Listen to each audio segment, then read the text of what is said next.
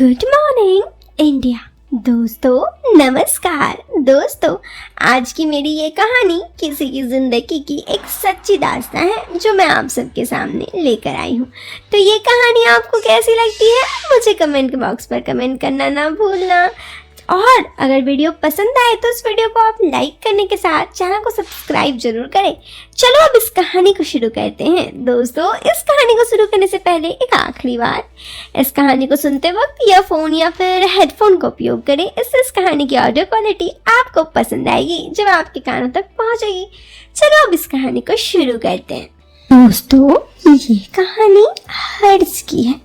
हर्ष कहता है मैं 25 साल का हूँ और जॉब की तलाश में हूँ, मगर लॉकडाउन के कारण कहीं जॉब नहीं मिल रही थी। इसी बीच मेरे साथ एक सुंदर घटना घटी थी जो मैं आपको बताना चाहता हूँ। अगर मुझसे कोई गलती हो तो माफ़ करना। मेरे घर के बगल में प्रियंका नाम की एक लड़की रहती थी। वो सेकेंड ईयर में है और देखने में बहुत ही खूबसूरत थी। जब लॉकडाउन हुआ तो सब लोग घर में रह रहे थे। कई बार मैं छत पर टहलने चला जाता, वो भी कई बार छत पे घूमते हुए दिख जाती थी। मैं उसको देखा करता तो वो कोई रिएक्शन नहीं देती। फिर धीरे धीरे उसने मेरी ओर ध्यान देना शुरू कर दिया। मैं उसको हल्की स्माइल दे देता तो उधर से भी वो हल्का सा मुस्कुरा देती। एक दिन वो छत पे बैठकर कपड़े धो रही थी। जब वो बैठी भी थी तो उसके घुटनों की तरफ मैं देखा। मैं ध्यान से अटक रहा था उसके ऊपर। मैं टहलने के बहाने उसकी ओर देख रहा था। वो कपड़े धोने में व्यस्त थी। फिर अचानक उसने नजरें उठाकर मुझे देखी तो मैं सन्न रह गया। मैं एकदम से दूसरी ओर घूम गया और वहां से चल गया। वो समझ गई कि मैं उसे घूर रहा था। फिर 2-3 दिन मैंने उसको नहीं देखा। तीसरे चौथे दिन मैं फिर से छत पर था। वो भी नीचे टहल रही थी।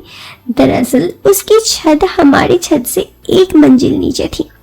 टहलते वक्त मुझे उसकी ओर देख रही थी। उसने भी कुछ नहीं किया। ऐसा लगा मानो वो भी मुझसे बातें करना चाहती है।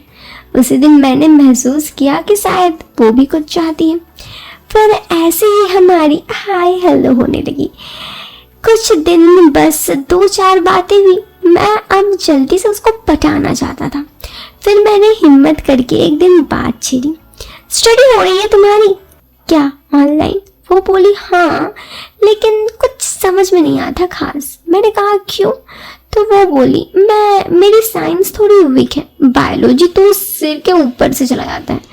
मैं बोला तो वो तो मैं पढ़ा सकता हूँ, मुझे अच्छे से आती है, मैं उस टॉपिक पे बहुत अच्छा हूँ। मैंने कहा।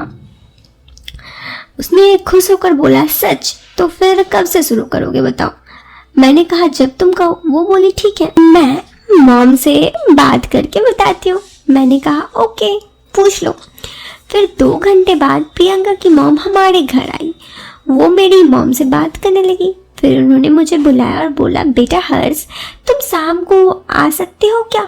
मैं बोला हाँ आंटी बिल्कुल आ सकता हूँ। वो बोली ठीक है, तो फिर खाना खाकर आ जाना, उस वक्त तक प्रियंका भी फ्री हो जाती है। मैंने कहा ओके आंटी। फिर आंटी चली गई। मेरी खुशी का तो ठिकाना नहीं था।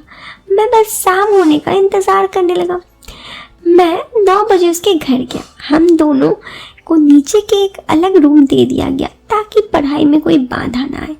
मगर पढ़ाई के बजाय मैं तो ये सोचकर खुश हो रहा था कि प्रियंका पढ़ गई तो मेरी लाइफ तो बस। 15 मिनट बाद प्रियंका रूम में आई। वो काफ़ी खूबसूरत लग रही थी। मैं उसकी तरफ देख रहा था। हम पढ़ने लगे।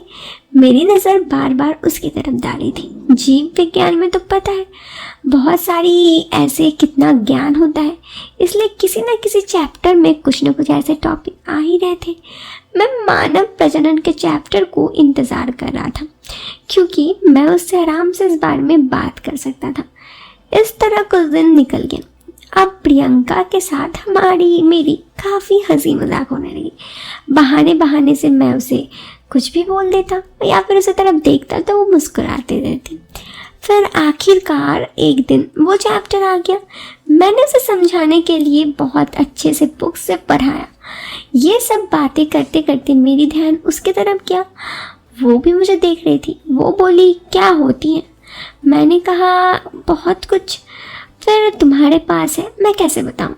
फिर ऐसे ही हम दोनों की कुछ और भी बातचीत होने लगी ताकि पढ़ाई के बारे में, और हम दोनों वहाँ पर एक दूसरे से बात कर रहे थे और पढ़ाई से ज़्यादा अब एक दूसरे को ही देख रहे थे।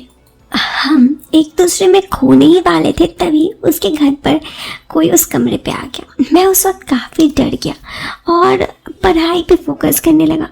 वो भी जानबूझकर ऐसे नाटक करने लगी जैसे वो काफ़ी मन से पढ़ रही है। लेकिन अब मुझे जाना था, समय भी हो गया था। मैं वहाँ से चला गया। घर जाकर बस दिमाग में प्रियंका का ही ख्याल आ रहा था और सोच रहा था कि आज अगर कोई ना आता वहाँ तो क्या क्या हो सकता था। फिर उसने दूसरे दिन मुझे नहीं बुलाया। 2 दिन बाद एक दिन दोपहर में उसने मुझे बुलाया। मैं समझ गया था। उसने कहा, मेरे घर पर कोई नहीं है। दोस्तों, आपको बता दूं कि एक दूसरे को मतलब बातें करते करते हम दोनों ने एक दूसरे का नंबर भी एक्सचेंज कर दिया था। इसी वजह से वो मुझे कॉल पर बुला ली। दूसरे दिन के बाद दोपहर में मैं उसके घर गया तो वो किचन में थी। वो काफ़ी खूबसूरती से तैयार हुई थी। उसने मुझे बताया कि आज तो घर पर कोई नहीं है। फिर मैंने कहा, पहले थोड़ी सी एक्टिंग की कि चलो पढ़ा देता हूँ। उसने कहा, नहीं, अब तो हमें प्रैक्टिकल करना चाहिए।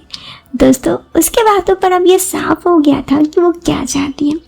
फिर हम दोनों उस वक्त काफ़ी क्वालिटी टाइम स्पेंड किया और इससे पहले कि उसके घर कोई आता मैं वहाँ से आ गया। ऐसे ही कुछ दिन तक ये सिलसिला चलता रहता। जब उसके घर कोई नहीं रहता तो मैं उसके घर जाता। ऐसे रात में 9 बजे रोज उसके घर पढ़ाने जाता। जब पढ़ाने जाता तो हम दोनों के बीच बस बातें ही होती, क्योंकि कोई ना कोई कभी भी उस कमरे पे आ सकता था।